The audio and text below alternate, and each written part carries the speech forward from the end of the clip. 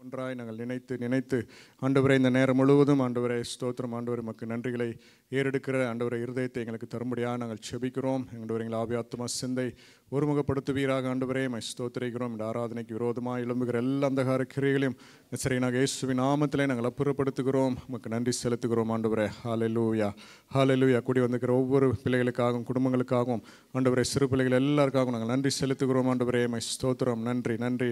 நாங்கள் பாடுகிற பாடல்களுக்காக நன்றி ஆண்டவரே. துதி ஆராதனைக்காக நன்றி ஆண்டவரே. ஜீவனுள்ள வார்த்தைகளுக்காக நன்றி சொல்லுகிறோம் ஆண்டவரே மை ஸ்தோத்திரிக்கிறோம். நன்றி ஆண்டவரே. ஹல்லேலூயா. சங்கீதக்காரன் சொன்னதை போல ஆண்டவரே 1000 நாவுகள் இருந்தாலும் ஆண்டவரே போதாது என்று சொல்லி ஆண்டவரை பாடுகிறதை போல தகப்பனே, ஆமாம் ஆண்டவரே தகப்பனே, கர்த்தர் செய்த நன்மைகள் ஆண்டவரே எல்லாவற்றுக்காகவும் ஆண்டவரே எங்களுக்கு நன்றி சொல்ல மேல ஆண்டவரே வார்த்தைகள் இல்லை என்று சொல்லி நாங்கள் அறிந்திருக்கிறோம் ஆண்டவரே மை ஸ்தோத்திரிக்கிறோம். நன்றியோடு துதிக்கிறோம் தகப்பனே. எங்கள் ஒவ்வொருவரையும் ஆண்டவர் இந்த வேளையிலே ஆண்டவரே நீ தகுதிப்படுத்தும்படியாக நாங்கள் செபிக்கிறோம் ஆண்டவரே மை ஸ்தோத்திரிக்கிறோம். நன்றியோடு ஸ்தோத்திரிக்கிறோம். வாயின் வார்த்தைகள் ஆண்டவரே எங்கள் இருதயத்தின் சிந்தைகள் ஒவ்வொன்றும் உடைய சமூகத்தில் பிரீதியாக இருக்கட்டும் என்று சொல்லி நாங்கள் செபிக்கிறோம். நீரே மகிமைப்படுவீராக. துதிக்கான மகிமை எல்லாம் மக்கி நாங்கள் ஏறெடுக்கிறோம். விசேஷமாக இந்த நாளில் ஆண்டவரே தகப்பனை ஆராதனை ஏறெடுக்கிற குடும்பத்தை கர்த்தர் பலப்படுத்துவீராக. விசேஷித்த ஆண்டவர் அபிஷேகத்தை இந்த நாளுக்கு வேண்டிய ஆண்டவர் பலத்தையும் அபிஷேகத்தையும் ஆண்டவரை வெளிப்பாடுகளையும் கர்த்தர் ஆண்டவரை அந்த குடும்பத்துக்கு தந்து நடத்தும்படியாக நாங்கள் செபிக்கிறோம். நீரே மகிமைப்படுவீராக. மீட்பர் இயேசுவின் நாமத்தில் கேட்கிறோம் ஜீவனுள்ள நல்ல பிதாவே, ஆமேன்.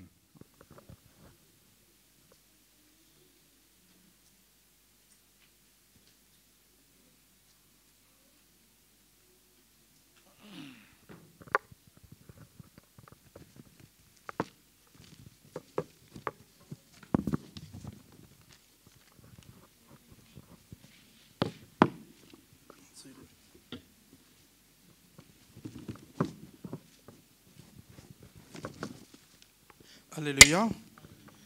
கர்த்தருடைய நாமத்துக்கு மகிமை உண்டாதாக. இந்த வியாழக்கிழமை ஆராதனையில் வந்திருக்கிற நாம் எல்லாரும் ஒரு சில நிமிடங்கள் நம்முடைய தேவாதி தேவன் எவ்வளோ மகத்துவமானவர் என்று உணர்ந்தவர்களாக அவருக்கு நாம் நன்றி சொல்ல போகிறோம். நாம் நிற்பதும் நிர்மலமாக இருப்பதும் அவருடைய கிருபையாக இருக்கப்படியால் அவருக்கு நன்றி சொல்வோம். இம்மட்டும் காத்த எபினேசர் இனிமேல் நம்ம காக்க போகிற தேவைக்காக நன்றி செலுத்துவோம். வராமல் தடைபட்டிருக்க மக்கள் எல்லாரும் கூட்டி வர சேர்க்குமாறு கெஞ்சிருக்கிறோம். வல்ல பிதாவே உமக்கு நன்றி செலுத்தினோம் சாமி. சங்கீதம் இப்படியாக சொல்கிறது, தேவனுடைய நாமத்தை பாட்டினால் துதித்து அவருடைய நாமத்தை அவருடைய ஸ்தோத்திரத்தினால் மகிமைப்படுத்துவேன். இதுவே கர்த்தருக்கு பிரியமான காரியமாக இருக்கிறது என்று இந்த வேளையிலும் நாம் அவருடைய நாமத்தை பாடல் மூலமாகவும் துதி வேளைகள் மூலமாகவும் நாம் அவருக்கு மகிமைப்படுத்த போகிறோம். ஆண்டவரே உமக்கு நன்றி அப்பா, நன்றி அப்பா. இதுவே அவருக்கு பிரியமான காரியமாக இருக்கப்படியால் அவருக்கு நன்றி செலுத்தினோம் செய்தோம். இம்மட்டும் அவர் நம்மளுக்கு செய்த நன்மைகள் ஒவ்வொன்றாக நினைத்து நாம் நன்றி செலுத்துவோமா. இம்மட்டும் காத்த எபினேசர் நம்மோடு இருக்கிறாரே அவருக்கு நன்றி சொல்வோமா. நன்றி அப்பா, நன்றி அப்பா. இந்த வருடம் முழுவதும் நீர் எங்களை கண்ணின் மணி போல காத்தீரே உமக்கு நன்றி சாமி. இந்த செப்டம்பர் மாதம் இறுதி வியாழக்கிழமையில் எங்களை வர செய்தீர் உமக்கு நன்றி சாமி. இது எத்தனை பேருக்கு கிடைக்காத ஸ்லாக்கியம் தாமி எங்களுக்கு நீர் கொடுத்தீர் உமக்கு நன்றி செலுத்தினோம் சாமி. நன்றி அப்பா, நன்றி அப்பா. உமக்கே சோஸ்திரம் துதி சோஸ்திரங்களை ஏறடிக்கணும் சாமி. இஸ்ரவேலை நேசிப்பதே எனக்கு பிரியம் என்று அவர் சொல்கிறார். அவருக்கு பிரியமாக நம்மை நேசித்தாரே அந்த வல்ல தேவனை நம் உள்ளத்தின் ஆழத்திலிருந்து நன்றி செலுத்துவோமா. கரங்களை தட்டி அவரை சோஸ்தரிப்போமா. நன்றி அப்பா, நன்றி சோஸ்திரிக்கிறோம் அப்பா. சோர்ந்து போன வேலையில் எல்லாம் நம்மளுக்கு பலன் கொடுத்த தேவன் அவருக்கு நன்றி செலுத்துவோமா. சத்துவம் இல்லாத நேரத்தில் சத்துவத்தை பெருக பண்ணின தேவனாக இருக்கப்படியால் அவருக்கு நன்றி செலுத்துமா. நன்றி அப்பா. உமக்கே கொடாகொடி ஸ்தோத்திரம், துதிக்கிறோம் அப்பா. வல்ல பிதாவே உமக்கு நன்றி சாமி. நீரே எங்களுக்கு உதவி செய்யும் கண்மலையா இருக்கிறீரே, உமக்கு நன்றி அப்பா, நன்றி அப்பா. இக்கட்டு நம்மை சூழ்ந்த வேளையில நீரே எங்களுக்கு அரணானீரே, உமக்கு நன்றி அப்பா. எங்களுக்கு நீரே தஞ்சமானீரே, உமக்கே கொடா கொடி ஸ்தோத்திரம் துதிகளை ஏறெடுக்கிறோம். வல்ல பிதாவே உமக்கு நன்றி அப்பா. நாம் வழி தெரியாமல் நின்ற போதும் அவரை நம்ம கரம் பிடித்து வழி இதுவே என்று கூட்டி சேர்த்த நமது தேவன் நல்ல தேவனாய் இருக்கிறாரே, அவரை ஸ்தோத்தரிப்பாம். அவர் நல்லவர், அவர் வல்லவர், நேற்று என்றும் என்றும் மாறாதவராக இருக்கப்படியால் அவருக்கு நன்றி செலுத்துவோமா. துதிப்போம். வல்லவரே உமக்கு நன்றி சாமி. அவரே சர்வ லோகாதிபதி, அவரே சர்வ சிருஷ்டிக்கும் அதிபதியாக இருக்கிறாரே, அவருக்கு நன்றி செலுத்துவோம். அவர் நேற்றும் என்றும் என்றும் மாறாதவர், வல்ல பிதா, நம்ம பிதா, அவரை நாம் நன்றி செலுத்துவோமா. அவர் மனுக்குலம் எடுத்து நமக்காக வந்தாரே, அவரிடத்தில் நன்மை பெறாதவர்கள் ஒருவரும் கிடையாது. அவரிடத்தில் பெற்ற நன்மைகளை ஒவ்வொன்றாய் நினைத்து இந்த வேளையில் இம்மட்டும் காத்தவர் நம்ம இனிமேலும் காக்க போகிறவருக்கு நாம் நன்றி செலுத்துவோமா. நம்ம உள்ளத்தின் ஆழத்திலிருந்து அவருக்கு நன்றி செலுத்துவோமா. நாம் பிரமிக்கத்தக்க அதிசயமாய் உண்டாக்கப்பட்டபடியால் அவரை துதிப்பேன் என்று சங்கீதக்காரன் சொன்னது போல நம்மை அதிசயமாய் உண்டாக்கினாரே, நம் உள்ளத்தின் ஆழத்திலிருந்து அவரை துதிப்போமா. நன்றி அப்பா. நேற்றும் இன்றும் மாறாதவரே உமக்கு நன்றி அப்பா. கர்த்தர் நல்லவர் என்பதை ருசித்து பாருங்கள். அவர் மேல் நம்பிக்கையாக இருக்கிற மனுஷன் பாக்கியவான் என்று வேதம் சொல்கிறது. அவருடைய நாமத்தை நாம் இந்த பாடல் மூலமாய் நாம் ஸ்தோத்திரித்து சபை எல்லாரும் சேர்ந்து இந்த பாடலை நாம் பாடுவோமா.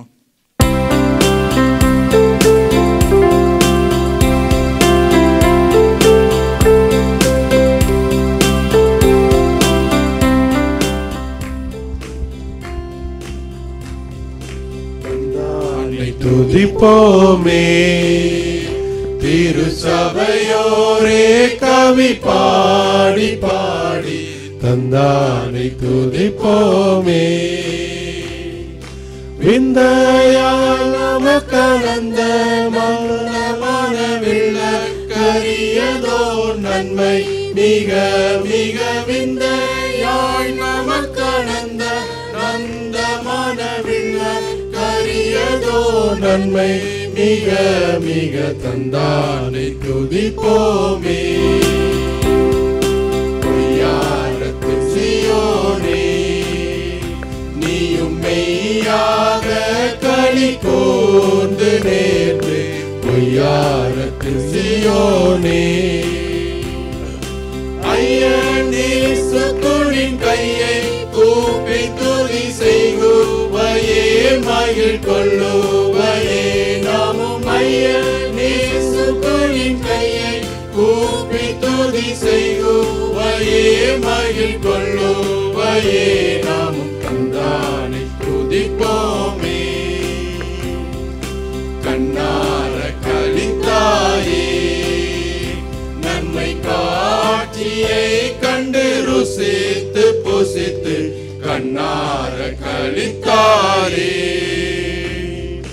எண்ணு கடங்காத எத்தனையோ நன்மை இன்னும் முன்பே சொன்னமாறே பொற்பெய்துமே. எண்ணு கடங்காத எத்தனையோ நன்மை இன்னும் முன்பே சொன்னமாறே பொற்பெய்துமே. தந்தானை துதிப்போமே. சபையே, உன்னை மூச்சாய் கொள்ளவே அலைந்து திரிந்து, சுத்தாங்க சபையே, சத்து குலைந்துனை சக்தியாக்க தமிழ் ரத்தத்தை சிந்தி எடுத்து உயிர் வரம். சத்து குலைந்துனை சக்தியாக்க தமிழ் ரத்தத்தை சிந்தி எடுத்து உயிர் வரம் தந்தானை துதிப்போமே. தூரம் பிரிந்த சீயோனே, உன்னை தூக்கி எடுத்து கரத்தில் ஏந்தி, தூரம் பிரிந்த சீயோனே,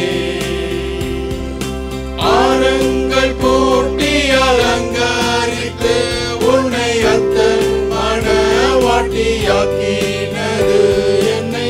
ஆரங்கள் போட்டி அலங்கரித்து உன்னை அத்தன் மணவாட்டியாக்கினது என்னை. தந்தானை துதிப்போமே. சிங்கார கன்னிமாரே,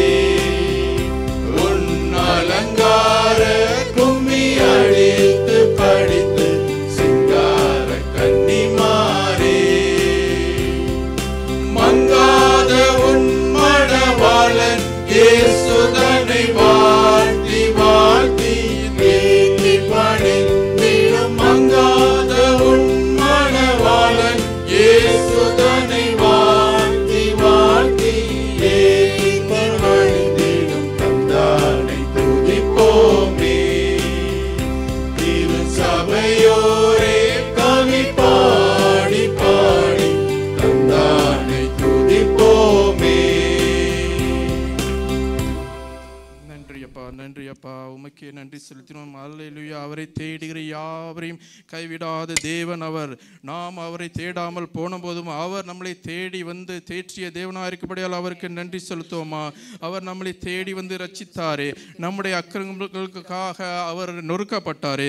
நமக்காக தன் ஜீவனை கொடுத்த நல்ல பிதாவை நாம் ஸ்தோத்திரிப்போமா. நன்றி அப்பா, நன்றி அப்பா. நாம் பாவிகளாக இருக்கும்போது நமக்காக ஜீவனை கொடுத்த வல்ல தேவன் அவர். உளையான சேற்றிலிருந்து நம்மை தூக்கி எடுத்து கண்மலை மேல் நிறுத்தின தேவனாக இருக்கப்படியால் அவருக்கு நன்றி செலுத்துவோமா. நன்றி அப்பா, நன்றி அப்பா. வசனம் இவ்வாறாக சொல்கிறது, கர்த்தரை நம்பியிருக்கிறவன் என்றைக்கும் அசையாம நிலைத்திருக்கும் சியோன் பர்வதத்தை போல் இருப்பான் என்று. அதுபோல் நம்மளையும் அசையாத சியோன் பர்வதம் போல் நம்மளை நிலைத்திருக்க பண்ணாரே, அவருக்கு நன்றி செலுத்துவோமா. எத்தனை பெரிய அன்பு, எத்தனை பெரிய ஈவு. இந்த ஈவு கொடுத்த நம்ம தேவாதி தேவனை உள்ளத்தில் ஆழ்ந்து துதிப்போமா. பெரும் காற்று அடித்த போதும், பெரும் மல்லை வந்த போதும், மனுஷர்கள் நம்மளுக்கு விரோதமாக எழுமின போதும் அவரே நம்மளுக்கு தேற்றவளாக இருந்தாரே. வேறுடைய கண்ணிக்கு தப்பின குருவி போல நம்மளை தப்பிக்க செய்த நல்ல தேவனை நாம் துதிப்போமா. நம்முடைய ஆத்மாவை காப்பாற்றினாரே. நன்றி அப்பா, நன்றி அப்பா. நமக்கு மறைவான எல்லா கண்ணிகளையும் நீக்கி போட்டு நம்மளை வெற்றி சிறக்க பண்ணின தேவன் நம்முடைய தேவன். அந்த வல்ல தேவனை நம்ம உள்ளத்தின் ஆழத்திலிருந்து துதிப்போமா. கரங்களை தட்டி துதிப்போமா. வேடனுடைய கண்ணிக்கு தப்பிய குறி போல நம்மளை தப்பித்த தேவனுக்கு நம் உள்ளத்தின் ஆழத்திலிருந்து நமக்கு நன்றி செலுத்துவோம். நன்றி அப்பா, நன்றி அப்பா. நம்முடைய சகாயம் வானத்தையும் பூமியும் உண்டாக்கின கர்த்தரிடத்திலிருந்து வருகிறது. அதை நோக்கி பார்க்குமா. நம்முடைய கண்மலையா இயேசுவை நோக்கி பார்ப்போமா. அவரை பார்த்த ஒருவரும் வெட்கப்பட்டு போனதில் என்று வாசிக்கிறோமே. கண்மலையாக அவரை நோக்கி பார்ப்போமா. நமக்கு ஒத்தாசை வரும் பர்வதமாய் அவரை நோக்கி பார்ப்போம். வல்லவரே உமக்கு நன்றி செலுத்தினோம் சாமி. நன்றி அப்பா, நன்றி அப்பா. எங்களுக்கு நன்மை வரும் உம்மை நோக்கி பார்க்கிறோம் சாமி. நீர் எங்களை கைவிடாத தேவன் அப்பா. என் முகத்தை தேடுங்கள் என்று சொன்னீரே. உம்முடைய முகத்தை தேடுகிறோம் சாமி. உம்முடைய முகத்தை பார்த்தவர்கள் ஒருபோதும் வெட்கப்பட்டு போனதில்லை என்று வாசிக்கிறோமே. நன்றி அப்பா, நன்றி அப்பா. உமக்கே நன்றி அப்பா.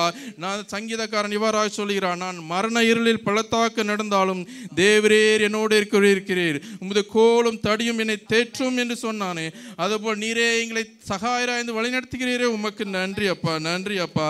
சிங்க குட்டிகள் தாழ்ச்சியடைந்து பட்டினியாய் கிடைக்கும், ஆனால் கர்த்தரை தேடுதலுக்கோ ஒரு நன்மையும் குறைபடாது என்று வாக்கு கொடுத்த வல்ல தேவன் அப்பா. உம்மைக்கே துதிக்கிறோம் சாமி. உம்முடைய நாமத்தை புகழ்கிறோம் சாமி. கைவிட தெரியாத நம்முடைய தேவனை நாம் துதிப்போமா. நன்றி அப்பா, நன்றி அப்பா. உளையான சேற்றிலிருந்து எங்களை தூக்கி எடுத்த தேவன் நன்றி அப்பா. உம்மைக்கே சோஸ்திரம், சோஸ்திரம். நம்முடைய ஆத்மாவை எல்லா தீமைக்கும் விலக்கி நம்மளை காத்த நம்முடைய வல்ல பிதாவே, நாம் இந்த பாடல் மூலம் துதி சோஸ்திரம் செலுத்துவோம்.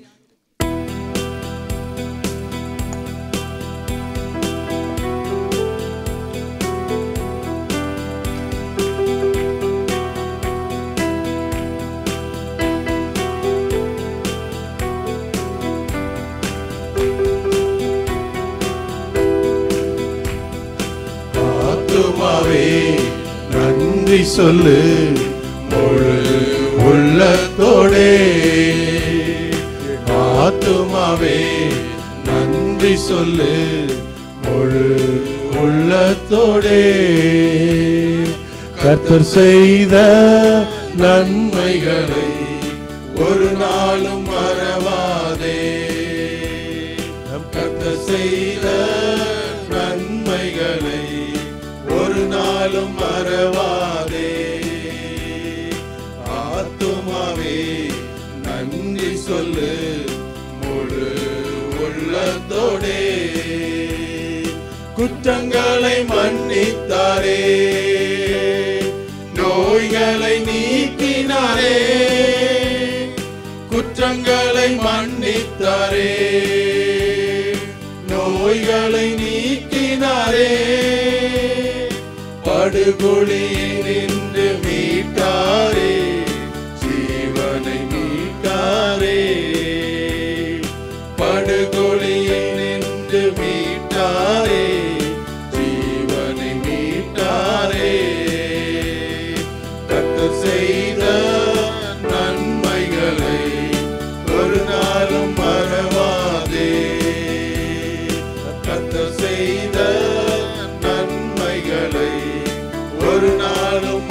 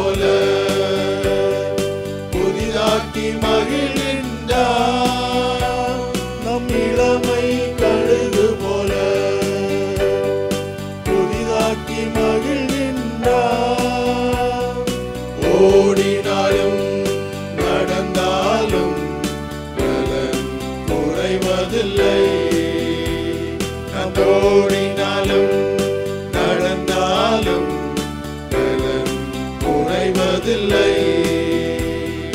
கர்த்தர் செய்த நன்மைகளை ஒரு நாளும் மறவாதே. கர்த்தர் செய்த நன்மைகளை ஒரு நாளும் மறவாதே. ஆத்துமாவே நன்றி சொல்லு முழு உள்ளத்தோடே. என் ஆத்துமாவே நன்றி சொல்லு முழு உள்ளத்தோடே. நன்றி அப்பா, நன்றி அப்பா. நீர் செய்த நன்மைகள் ஆயிரம் ஆயிரம் அப்பா. ஒவ்வொன்றாக நினைத்து நினைத்து இந்த வேளையிலே உமக்கு நன்றி செலுத்தினோம் சாமி. நீர் எங்களுக்கு எல்லாவரும் போதுமானவராக இருந்தீரே, உமக்கு நன்றி அப்பா. நீரே யோசனையில் பெரியவரும் செயலில் வல்லவருமாயிருக்கிறீரே, உமக்கு நன்றி செலுத்துகிறோம் சாமி. உமக்கு மறைவான காரியம் எதுவுமே கிடையாது அப்பா. நீர் எங்களை ஆராய்ந்து அறிந்த தேவனாக இருக்கப்படியால் உமக்கு நன்றி செலுத்தினோம் சாமி. என் தாயின் கருவில் இருக்கும்போதே நீர் எங்களை கண்டீரே, உமக்கு நன்றி செலுத்தினோம் சாமி. நீரே எல்ஷடாயா இருக்கிறீரே, உமக்கு நன்றி சாமி. நீரே சர்வ வல்ல தேவனா இருக்கிறீரே, உமக்கு நன்றி செலுத்தினோம் சாமி. ஒரே வார்த்தையினால் அண்ட சராசரங்களை படைத்த எங்கள் தேவன் அப்பா, உம்மது நாமத்தை ஸ்தோத்திரிக்கிறோம் அப்பா. உம்மை மகிமைப்படுத்தினோம் சாமி. நம்முடைய கண்ணீரின் பாதையெல்லாம் நீரூற்றாய் மாற்றினவரே, உமக்கு நன்றி செலுத்தினோம் சாமி. சோதனை நேரங்களில் எல்லாவற்றையும் வெற்றி பெற செய்தீரே, உமக்கு நன்றி செலுத்தினோம் சாமி. அவரே நம்முடைய எல்ஷடாயா இருந்து நம்மளை எல்லாவற்றிலிருந்து காத்து நடத்துகிறாரே, அவருக்கு நன்றி செலுத்துவோமா. அவர் நம்ம எல்ரோயா இருந்து நம்மளை காண்கிறாரே, அவருக்கு நன்றி செலுத்துவோமா. ஆகாரின் கண்ணீரை கண்ட தேவன், அன்னாளின் கண்ணீரை கண்ட தேவன் இன்னும் நம்ம மத்தியிலே எத்தனை பேர் கண்ணீரோடு வந்திருக்கலாம். எல்லாருடைய கண்ணீரை காண்கிற தேவனாக இருக்கப்படியால் அவருக்கு நன்றி செலுத்துவோமா. காண்கிற தேவன் அதுக்கு பதில் கொடுக்க வல்லவராய் இருக்கிறார். அந்த விசுவாசத்தோடு நாம் அவருக்கு நன்றி செலுத்துவோமா. நன்றி அப்பா, நன்றி அப்பா. வசனம் இவராக சொல்லுகிற நாம ஸ்தோத்திர ஜபத்தினாலும் வேண்டியதினாலும் அவருக்கு தெரியப்படுத்தும் போது எல்லா புத்திக்கான மேலான தேவ சமாதானம் நம்மளுக்கு வரும். எல்லா புத்திக்கு மேலும் தேவ சமாதானத்தை கொடுக்கிறவர் அவர் ஒருவரே. உலகம் கொடுக்கிற சமாதானம் அல்ல, தேவன் கொடுக்கிற மெய்யான சமாதானம் அவர் மூலமாக நம்மளுக்கு வந்திருக்கிறது. நன்றி செலுத்துமா. கரங்களை தட்டி உம்முடைய சமாதானத்தை எங்களுக்கு கொடுக்கிற தேவன் அப்பா, உமக்கு நன்றி அப்பா, நன்றி அப்பா, நன்றி அப்பா. நாம் துதிக்கிற வேளையிலே நாம் துதிக்க நமக்கு கிருபை பெறுகிறதா இருக்கிறது. ஆமேன். கிருபை பெருகும் போது நாம் தகுதி இல்லாத நம்மளை அவர் தகுதிப்படுத்துகிறார். ஆமேன். தகுதி இல்லாத நம்மளை தகுதிப்படுத்துகிற தேவன் நம்மை அவருடைய புத்திரராக மாற்றுகிறார். ஆமேன். நம்முடைய புத்திரராக மாறும்போது ஆபிரகாமுக்கு உண்டான எல்லா ஆசீர்வாதத்துக்கும் நம்மளை சுதந்திரராக மாற்றுகிறார். ஆமேன். நன்றி செலுத்துவோமா. ஆபிரகாமின் ஆசீர்வாதத்துக்கு சுதந்திரராக மாற்றின தேவனுக்கு நம் உள்ளத்தினால் இந்த நன்றி செலுத்துவோமா. நன்றி அப்பா, உமக்கே நன்றி அப்பா, உமக்கே ஸ்தோத்திரம் செலுத்தினோம் சாமி. 38 வருடமாக பெதஸ்தா குளத்தின் அருகே இருந்த மனிதனை பார்த்து நீ சுகமாக விரும்புகிறாய் என்று கேட்ட தேவன் இன்று நம்ம மத்தியில் வந்திருக்கிறார். அல்லேலுயா. நம்முடைய காயங்களை அவர் அறிந்திருக்கிறார். நம்முடைய சுகவீனங்களை எல்லாவற்றையும் அறிந்த தேவனாய் இருக்கிறார். அவருக்கு நன்றி செலுத்துவோமா. அவருக்கு நன்றி செலுத்துமா. நாம் அவரை ஸ்தோத்திரிப்போமா. பிறந்த நாள் முழுதும் இம்மட்டும் நம்மளை காத்து வழிநடத்தின தேவன் அவர். அவர் ஒருபோதும் நம்மளை கைவிடாத தேவன் அப்பா. நன்றி அப்பா. எல்லா காலங்களையும் நம்மளை போஷித்து வழிநடத்துகிற தேவன் அவரே மெய்யான தேவன். ஆமேன், ஆமேன். எல்லா காலங்களிலும் அவர் நம்மளை போஷித்து நடத்துவார். ஈசாக்கு பஞ்ச காலத்தில் விதை விதைத்தான், ஆனால் 100 மடங்கு ஆசீர்வாதத்தால் நிறைத்தினார். அதே தேவன் இன்றும் நம்ம மத்தியில் உலாவி கொண்டிருக்கிறார். எவ்வளவோ பிரச்சனைகள் மத்தியில் நாம் இருந்தாலும் நம்முடைய தேவன் எல்லாவற்றுக்கும் நம்மளை விலக்கி காத்து நம்மளை ஆசீர்வதிக்கிற தேவனாக இருக்கிறார். நன்றி செலுத்துவோமா. நன்றி அப்பா, நன்றி அப்பா. தகுதி இல்லாத நம்மளை தகுதிப்படுத்துகிறார் அவர் ஒருவரே. நன்றி அப்பா, நன்றி அப்பா. அதனால் நம்முடைய உதடின் கனியாய ஸ்தோத்திர பலியை உற்சாகமாக செலுத்துவோமா. அவர் விரும்புகிறது நம்முடைய உதடின் கனியாய ஸ்தோத்திர பலியை மட்டும்தான். அவர் விரும்புகிறது பலியை அல்ல, உற்சாகமான ஸ்தோத்திர பலிகள் மட்டுமே அவர் விரும்புகிறார். நாம் உள்ளத்தின் ஆழத்திலிருந்து ஸ்தோத்திர பலியை ஏறெடுப்போமா. நாம் நன்றி அப்பா, நன்றி அப்பா. ஸ்தோத்திரிக்கிறோம் அப்பா, உமக்கே நன்றி, நன்றி அப்பா. ஏன் சமூகம் உனக்கு முன்பாக செல்லும் என்று எங்களுக்கு சொன்னீரே, உமக்கு நன்றி செலுத்தினோம் சாமி. கோணலானவைகளை சீர்படுத்துகிறவரே உமக்கு நன்றி செலுத்தினோம் சாமி. கரடானவைகளை சமப்படுத்துகிறவரே உமக்கு நன்றி செலுத்தினோம். நன்றி அப்பா, நன்றி அப்பா. வசனம் சொல்கிறார், நீ விசுவாசித்தால் தேவனுடைய மகிமையை காண்பா என்று. நாமும் விசுவாசிப்போமா? பலவீனன் யாரும் பலவான் என்று சொல்ல கடவன் என்று சொல்கிறது. நம்முடைய பலவீனத்திலே அவர் பலன் பூரணமாய் விளங்கிறதுக்காக நன்றி செலுத்துவோமா? நம்மளுக்கு பலவீனம் உண்டு, ஆனாலும் அவருடைய கிருபை, அவருடைய தயவு நம்மளை தாங்கும் போது அந்த பலத்திலிருந்து நாம் ஜெயத்தை பெற்றுக்கொள்கிறோம். ஆமென். அல்லேலூயா. நன்றி அப்பா, நன்றி அப்பா. ஏனென்றால் அவர் நம்மளுக்காக சிலுவையிலே மரித்து அவருடைய தளம்புலால் நாம் குணமாகி விட்டோம் ஏற்கனவே. ஆமென். அதை உணர்ந்தவர்களாக அவருக்கு நன்றி செலுத்துவோமா? நன்றி அப்பா, நன்றி அப்பா. நம்மளை ஆசீர்வதிக்கிற தேவன், என் பிரயாசத்தை ஆசீர்வதிப்பேன் என்று அவர் வாக்கு கொடுத்திருக்கிறார். நம்மளுக்கு இப்பொழுது குறைவு இருக்கலாம், ஆனால் வசனம் என்ன சொல்கிறது? உன் கையின் பிரயாசத்தை நான் ஆசீர்வதிப்பேன் என்று சொல்கிறார். ஆசீர்வதிக்கிற தேவன் நம்முடைய தேவன். நன்றி அப்பா, நீர் எங்களை ஆசீர்வதிக்கிற தேவனாக இருக்கிறார். உங்களுக்கு நன்றி, நன்றி செலுத்துகிறோம். அவருடைய நாமத்தை துதித்து நம்ம சோஸ்திரம் செலுத்துவோமா? எல் ரோயே உமக்கு நன்றி செலுத்துகிறோம் சாமி. எல் ஷடாயே உமக்கு நன்றி செலுத்துகிறோம். உமக்கே சோத்திரம், உமக்கே ஜெகோவா ரஃபாவா இருந்து எங்களை சுகப்படுத்துகிற தேவனை உமக்கு நன்றி செலுத்தினோம். உமக்கே நன்றி. யெகோவா நிஸ்ஸியா இருக்கிறீர், உமக்கு நன்றி. அதை உணர்த்தும் விதமாக இந்த பாடலை நாம் பாடி அவருடைய நாமத்தை துதி சோத்திரம் செலுத்துவோம்.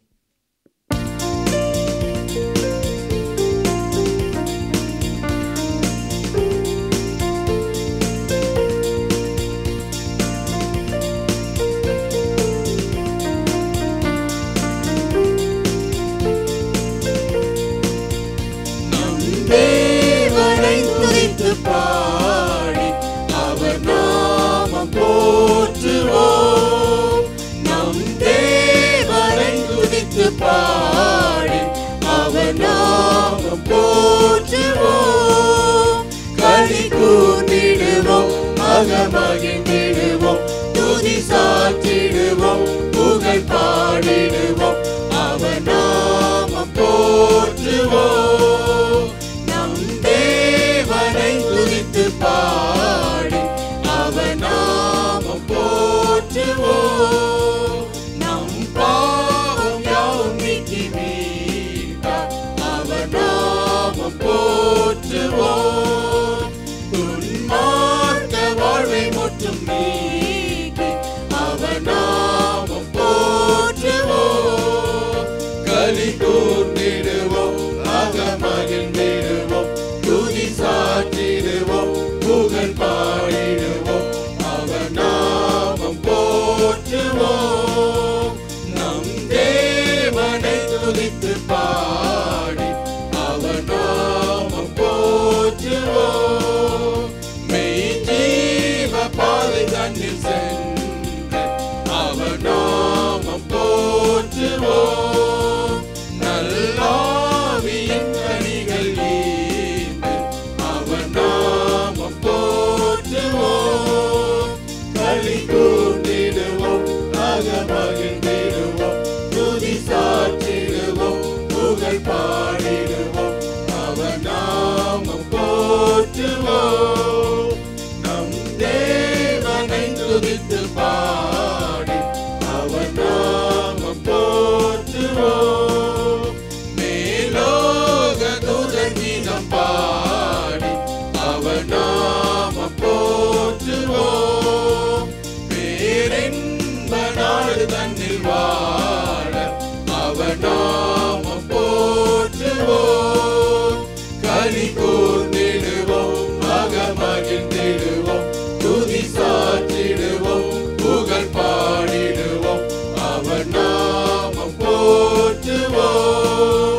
நம் தேவனை துதித்து பாடி அவர் நாமம் போற்றுவோம். நம் தேவனை துதித்து பாடி அவர் நாமம் போற்றுவோம். அவரே பெரியவர், அவர் நாமத்தை துதிப்போமா? நன்றி அப்பா, நன்றி அப்பா.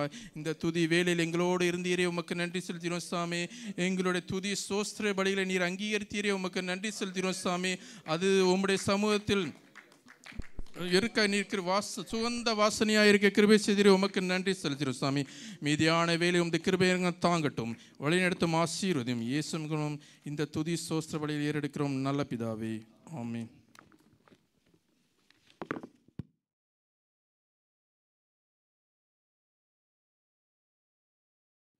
கர்த்தருடைய பரிசுத்த நாமத்துக்கு ஸ்தோத்திரம் உண்டாவதாக. இந்த தேங்க்ஸ் கிவிங் ஆராதனைக்கு வந்திருக்கிற உங்களை அனைவரையும் ஆண்டவராகிய இயேசு கிறிஸ்துவின் நாமத்தினாலே வாழ்த்துகிறோம்.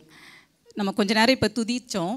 நம்ம எல்லாருக்கும் தெரியும், துதி அப்படின்னு சொன்னாலே சங்கீதக்காரனாகிய தாவீது வந்து 34ஆம் சங்கீதம் 1ஆம் வசனம் நம்ம எல்லாருக்கும் தெரிஞ்ச ஒரு வசனம். கர்த்தரை நான் எக்காலத்திலும் ஸ்தோத்தரிப்பேன், அவர் துதி எப்போதும் என் வாயில் இருக்கும். ஸோ அவர் என்ன சொல்கிறாருன்னா, என்னுடைய காலம் கிடையாது என்னுடைய துதியை அவருக்கு நான் ஸ்தோத்திரம் செலுத்துவதற்கு.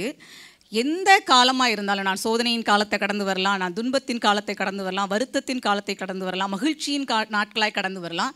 நம்முடைய காலம் வந்து என்னுடைய நான் ஆண்டவரை துதிக்கிறத தீர்மானிக்காது அப்படின்னு சொல்கிறார். என்னுடைய காலம் வந்து நான் துதிக்கிறத தீர்மானிக்காது. நான் யாரை துதிக்கிறேன்னா, நான் துதிக்கிறவர் எப்படிப்பட்டவர் என்பதை நான் அறிந்து நான் துதிக்கிறேன் அப்படிங்கிறத வந்து இந்த சங்கீதத்தில் சொல்கிறேன், இந்த வசனத்தில் சொல்கிறாரு.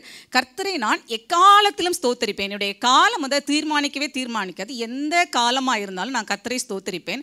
அவருடைய துதி எப்படி இருக்குமா, எப்போதும் என் வாயில் இருக்கும் அப்படின்னு சொல்கிறார். இந்த சங்கீதத்தில் அந்த டைட்டில் இருக்கும்ல, அதில் பார்த்தோம்னா தாவீது அபிமெலேக்குக்கு முன்பாக வேஷம் மாறின போது அவனால் துரத்தி விடப்படுகையில் பாடின சங்கீதம். நம்ம எல்லாருக்கும் தெரிஞ்சது 1 சாமுவேல் 21ஆம் அதிகாரத்தில் இருக்கிற ஒரு இன்சிடென்ட். காத்தின் ராஜாவாகி ஆகீஸுக்கு தப்பி ஓடுறதுக்கு அவர் அங்கே என்ன பண்ணார்னா, பித்தம் கொண்டவனை போல அங்கே ஒரு ஆக்ட் பண்ணி, அந்த ராஜா என்ன சொல்கிறாருன்னா, ஒரு பைத்தியக்காரன் எங்கள் ஊரில் இல்லைன்னு சொல்லி இவனை கொண்டு வந்து எங்ககிட்ட விட்டுருக்கியா அப்படின்னு சொல்லி துரத்தி விடுறாரு. அப்படி துரத்தி விடுற ஒரு சூழ்நிலையில் அவர் என்ன சொல்கிறாருன்னா, கர்த்தரை நான் எக்காலத்திலும் ஸ்தோத்தரிப்பேன், அவர் துதி எப்போதும் என் வாயில் இருக்கும் அப்படின்னு சொல்கிறாரு.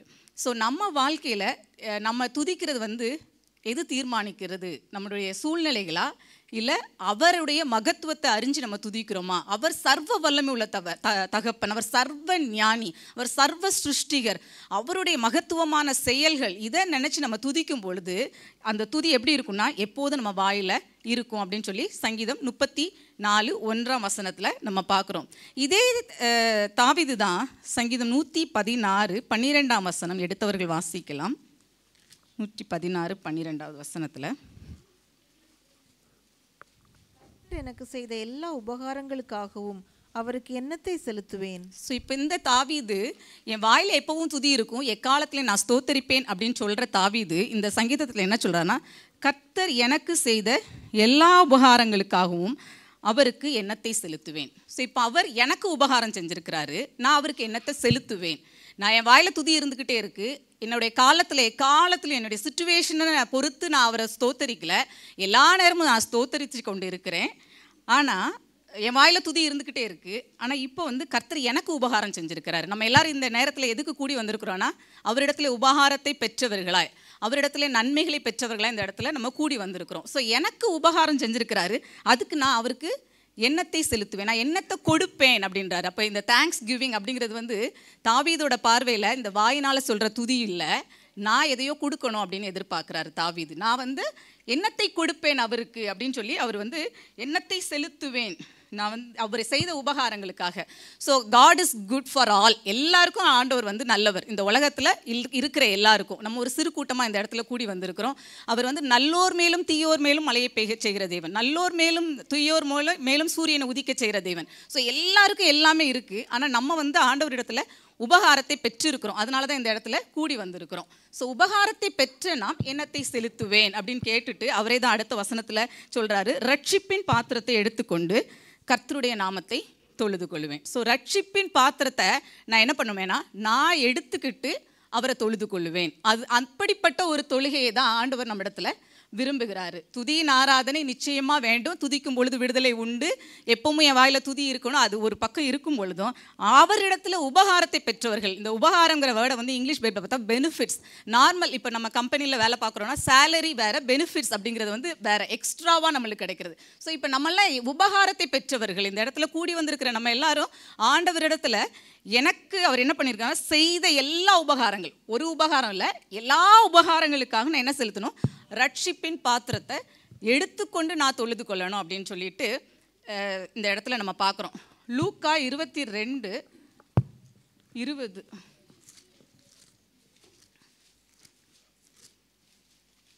வசனத்தை யாராவது வாசிங்க.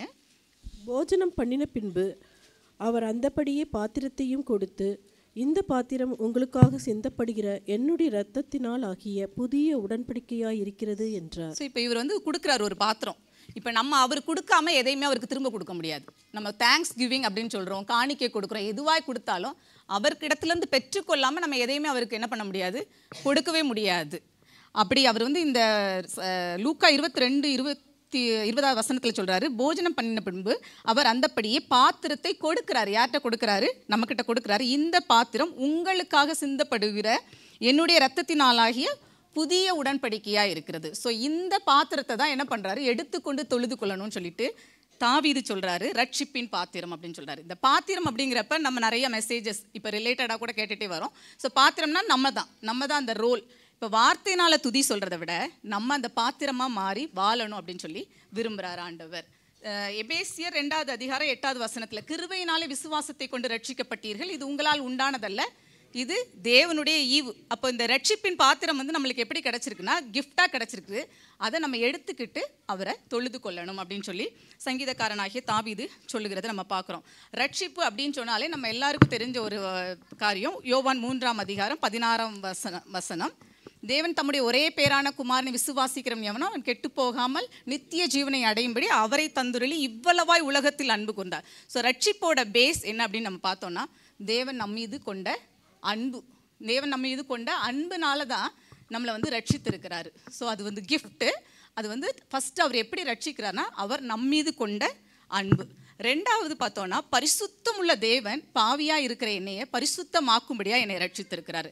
மூணாவது பார்த்தோன்னா நீதியுள்ள தேவன் அவர் துன்மார்க்கமாக இருந்த என்னை நீதிமானாய் ஆக்கும்படி என்னை தேடி வந்து ரட்சித்திருக்கிறார். ஸோ இந்த பாத்திரம் அப்படின்னு சொல்லி தாவீது சொல்லுகிற இந்த பாத்திரத்தில் நம்ம தேவனுடைய அன்பு, அந்த கிறிஸ்து நமக்கு காண்பித்த அந்த அன்பையும் அவர் நமக்கு கொடுத்த அந்த பரிசுத்தத்தையும் அவர் நமக்கு பாராட்டின அந்த நீதியையும் எடுத்துக்கொண்டு அவரை தொழுது கொள்ள வேண்டும் அப்படின்னு சொல்லிட்டு சங்கீதக்காரன் வாஞ்சிக்கிறார், விரும்புகிறார். அதை வந்து அதனால தான் அவர் இருதயத்துக்கு ஏற்ற மகன் அப்படின்னு சொல்லிட்டு தாவீதை குறித்து ஆண்டவர் சொல்கிறார், அவன் இருதயத்திற்கு ஏற்றவன். ஸோ அவருடைய வாஞ்சையெல்லாம் துதிச்சாலும் நான் இன்னும் என்ன கொடுப்பேன் அவருக்கு அப்படின்னு சொல்லிட்டு அவர் வந்து சொல்லுகிறத நம்ம பார்க்குறோம்.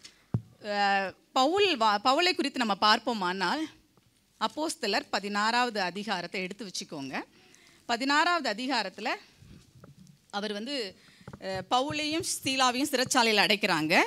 ஒரு குறி சொல்லுகிற ஆவியை வந்து அவர் கண்ட்ரோல் பண்ணுறாரு, அடக்குறாரு. அதனால எஜமான் என்ன பண்ணுறாரு, கோவப்பட்டு அவரை வந்து சிறைச்சாலையில் அடைக்கிறதுக்காக அவரை வந்து ஒப்பு கொடுக்குறாரு.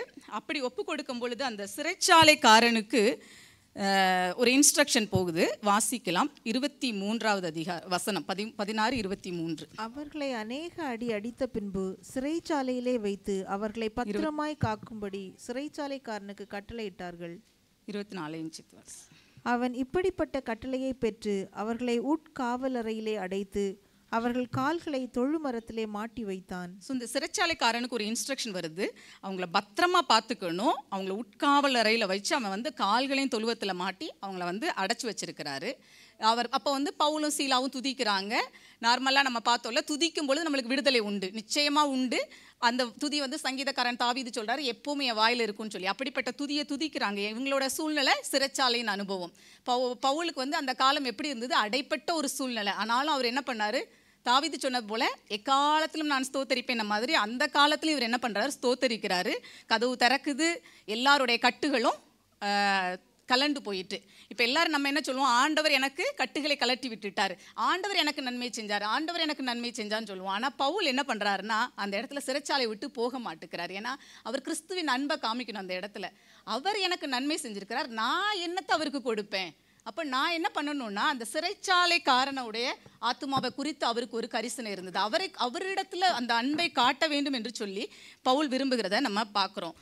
அந்த நாட்களில் வந்து ரோமாபுரியில் உள்ள சிறைச்சாலைக்காரர்கள், அந்த அதிகாரத்தில் இருக்கிறவங்க, யாராவது ஒரு சிறை கைதி தப்பிச்சு போயிட்டார்னா அவருடைய பனிஷ்மெண்ட்டை அந்த மனுஷனுக்கு தான் கொடுப்பாங்களாம். அந்த யார் காவல் காத்தாங்களோ அவருக்கு தான் கொடுப்பாங்களாம். அப்போ இந்த பவுல் கதவு திறக்கப்பட்டுட்டு ஆண்டவரை துதிக்கும் பொழுது இவருக்கு ஒரு விடுதலை கிடச்சிட்டு, அப்போ இவர் வெளியே போயிட்டார்னா அந்த பனிஷ்மெண்ட் யாருக்கு கிடைக்கும்னா அந்த சிறைச்சாலைக்காரனுக்கு தான் கிடைக்கும். அதனால் இப்போ அவனுக்கு தண்டனை பெற்று கொடுப்பது பவுலுடைய இது இல்லை. ஏன்னா கிறிஸ்துவின் அன்பை ருசி பார்த்த மகன் இவர் வந்து கிறிஸ்துவின் அன்பை நம்ம 9வது அதிகாரத்தில் நம்ம பார்க்குறோம். தமஸ்குக்கு போகிற வழியில் கிறிஸ்துவை வந்து நேரடியாக பார்த்து அவருடைய அன்பை ருசித்த மகன். அதனால தான் அந்த ரட்சிப்பின் பாத்திரத்தை எடுத்துக்கிட்டு அதே அன்பை இந்த சிறைச்சாலைக்காரனுக்கு அவர் காண்பிக்கிறத நம்ம பார்க்குறோம். அவன் சிறைச்சாலைக்காரன் நித்திரை தெளிஞ்சு முழிச்சு பார்க்குறாரு. 28th verse பவுல் மிகுந்த சத்தமிட்டு, நீ உனக்கு கெடுதி ஒன்றும் செய்து கொள்ளாதே. ஸோ இந்த சிறைச்சாலைக்காரனுக்கு தெரியும், ரோமர்கள் வந்து இவன் தப்பிச்சு போயிட்டாங்கன்னா என்னை கில் பண்ணிடுவாங்கன்னா அவனே தன்னை கில் பண்ணணும்னு நினைக்கிறப்போ பவுல் என்ன பண்ணாராம், மிகுந்த சத்தமிட்டாராம். எங்கே இருக்கிறாரு? ஜெயில். இந்த ஜெயிலுக்கு பேர் டஞ்சன் அப்படின்னு சொல்கிறாங்க. டஞ்சன்னா உள்ளே வந்து ரொம்ப அவர் படுக்கிற அளவுக்கு தான், அந்த நிற்கிற அளவுக்கு இல்லைன்னா படுக்கிற அளவுக்கு, அந்த அளவுக்கு தான் அந்த இடம் இருக்குமா. அங்கேருந்து அவர் கத்துறாரு. என்ன பண்ணுறாரு? மிகுந்த சத்தமிட்டு, நீ உனக்கு கெடுதி ஒன்றும் செஞ்சு கொள்ளாத, நான் என்ன பண்ணுறேன், இங்கே தான் இருக்கிறோம், நாங்கள் எல்லாரும் இங்கே தான் இருக்கிறோம், நாங்கள் யாருமே போல அப்படின்னு சொல்கிறாரு. ஆண்டவரிடத்தில் நன்மையை பெற்ற நாம் வந்து இப்படி கிறிஸ்துவின் அன்பை மற்றவர்களுக்கு வெளிப்படுத்துகிறோமா? நம்முடைய பாத்திரத்தில் கிறிஸ்துவின் அன்பு வெளிப்படுதா அப்படின்னு சொல்லி நம்ம ஆராய்ந்து பார்க்கணும். இப்படி கிறிஸ்துவின் அன்பு அப்படிங்கிறது வந்து கொஞ்சம் கஷ்டமான காரியம். ஏன்னா நமக்கு விரோதமாக செயல்படுறவங்களிடத்துல அந்த அன்பை நம்ம காமிக்கணும். நம்மளை நேசிக்கிறவங்களிடத்துல நம்ம அன்பு காமிக்கிறது வந்து சாதாரணமான அன்பு. இப்போ யோசேப்பை பார்த்தா அவனுடைய சகோதரர்களை நேசித்தார். அப்படி நம்ம அவங்க குழிக்குள்ள போட்டாங்க, என்ன பிரச்சனை வந்தாலும் அவங்க சகோதரர்களை பார்த்த உடனே அவர் என்ன பண்ணுவார்னா, இமீடியட்டாக இவர் வந்து பார்வோனோட அரண்மனையில் இருப்பார், அந்த லாங்குவேஜில் கூட பேச மாட்டார், அவங்களுக்கு தெரிஞ்சிடக்கூடாது. ஏன்னா இன்னும் அவங்க அப்பா வரல, இன்னும் பெஞ்சமின் வரல. ஸோ இவர் என்ன பண்ணுவார்னா டிரான்ஸ்லேட்டரை வச்சு அந்த இடத்துல பேசுவார், இவர் தெரிஞ்சிடவே கூடாது அப்படின்னு காமிச்சு. ஏன்னா இவர் வந்து ஐயோ அவங்க கில்ட்டாக ஃபீல் பண்ணக்கூடாத அளவுக்கு நம்ம அந்த அன்பை காமிக்கணும். கிறிஸ்துவின் அன்பை காமிக்கும் பொழுது அவங்க ஃபீல் பண்ணாத அளவுக்கு அந்த கிறிஸ்துவின் அன்பை காமிக்கணும்னு சொல்லி நம்ம பார்க்குறோம். ஸோ இப்படி அவர் காண்பிக்கும் பொழுது அந்த சிறைச்சாலைக்காரன் ஓடி வந்து என்ன கேட்குறான்னா, ரட்சிக்கப்படுவதற்கு நான் வந்து என்ன செய்யணும் அப்படின்னு சொல்லி கேட்குறாரு. ரட்சிக்கப்படுவதற்கு நான் என்ன செய்யணும்னு சொன்ன உடனே இவர் சொல்கிறாரு, ஆண்டவராக இயேசு கிறிஸ்துவை விசுவாசி, நீயும் உன் வீட்டாரும் ரட்சிக்கப்படுவீர்கள் அப்படின்னு சொல்லிட்டு. இந்த இது முடியும் போது, இன்சிடென்ட் முடியும் போது 35th verse பார்த்தோன்னா, பொழுது விடுத்த பின்பு அந்த மனுஷரை விட்டு விடுங்கள் என்று சொல்ல அதிகாரிகள் சேவகர்களை அனுப்பினார்கள். ஸோ இந்த சிறைச்சாலையின் அனுபவம் வந்து பவுலுக்கு தேவனுடைய அன்பை இந்த சிறைச்சாலை அதிகாரிக்கு காமிக்கிறதுக்கு ஒரு தருணம். அது நைட்டு நடந்திருக்கு. அடுத்த நாள் எதுவுமே அவங்க யாருமே எந்த ஆர்குமெண்ட்டுமே இல்லை. அடுத்த நாள் வந்து என்ன பண்ணிட்டாங்க, நீங்கள் பவுலை வெளியே அனுப்பிடுங்க அப்படின்னு சொல்கிறாங்க. சரி, நம்மளுக்கு கிடைக்கிற சந்தர்ப்பத்தில் நம்ம எவ்வளோ தூரம் கிறிஸ்துவின் அன்பை வெளிப்படுத்துகிறோம், ரட்சிப்பின் பாத்திரத்தை நம்ம எவ்வளோ தூரமாக எடுத்துக்கொண்டு அவரை தொழுது கொள்கிறோம். வாயினால் துதிக்கிறது நல்லது, ஆனாலும் ஆசி பிரதர் ஜோம் பண்ணும்போது கூட வாயின் வார்த்தைகளினால் அல்ல எங்களுடைய வாழ்க்கை, நாங்கள் வந்து வாயின் வார்த்தைகளால் மாத்திரம் துதிக்கிறவர்களாக கடந்து வராதபடிக்கு வார்த்தையினால எங்களை பலப்படுத்துங்க அப்படின்னு சொல்லி ஜோம் பண்ணாங்க. அப்போ எனக்கு வந்து அது ஒரு நம்பிக்கையாக இருந்துச்சு அந்த வார்த்தை. ஸோ இப்போ வாயின் வார்த்தையில் துதிக்கிறது நல்லது, ஆனால் நம்முடைய கிரியைகளில் அந்த அன்பை வந்து கிறிஸ்துவின் அன்பை எவ்வளவாய் வெளிப்படுத்துகிறோம் அப்படிங்கிறதுல வந்து நம்ம கரிசனை உள்ளவர்களாய் காணப்படணும். அப்படிப்பட்ட ஒரு தொழுகையை ஆண்டவராக இயேசு கிறிஸ்து விரும்புகிறார் அப்படின்னு சொல்லி நம்ம பார்க்குறோம். அதே பவுல் அப்போஸ்தலர் 24ஆம் அதிகாரம் 16வது வசனத்தில் நம்ம பார்த்தோன்னா, யாராவது வாசிங்கள். இதனால் நான் தேவனுக்கும் மனுஷருக்கும் முன்பாக எப்பொழுதும் குற்றமற்ற மனசாட்சியை உடையவனாய் இருக்க பிரயாசப்படுகிறேன்.